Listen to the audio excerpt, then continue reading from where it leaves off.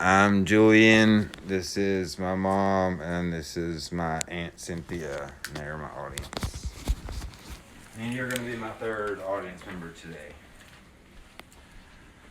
Alright, so hi, I am Julian Foster, and today I would like to talk with you guys about my time with Professor Hall and her Speech 201 resuscitation course, and just reflect and commemorate on some of the progress I made, some of the problems I had, but what I believe is the most important, some of the lessons I learned that will stick with me. But first I would like to address what I thought and knew was going to be a big issue for me going into the class, was going to be my struggle with anxiety. It really came across in the first video. I was really fidgety and just looking all over the place. I couldn't keep my thoughts straight or anything like that, and so I worked on it for the second video, and I was a little less fidgety, but you could just tell that I was just rambling on about certain things I would get excited about, and I would spend too much time on one topic and have to just barely mention another one, or sometimes completely omit it altogether.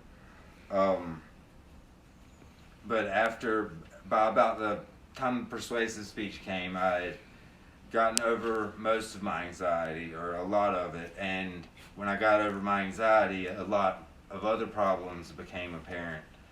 One of the main ones was establishing credibility. That was just something that had never crossed my mind as something to do in a speech, although it makes perfect sense and to do during an academic speech.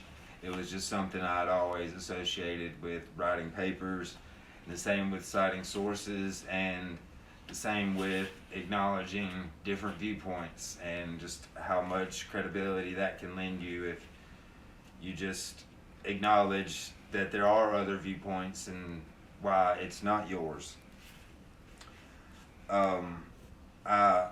Just all those things that I mentioned were things that I already knew. There were skills that I already had. I just had them for writing papers. I never knew to use them for speeches. So about halfway through the semester, I just learned that the most effective way to do my speeches was to form them like I was writing a paper, and that cut down on my anxiety. I was more focused.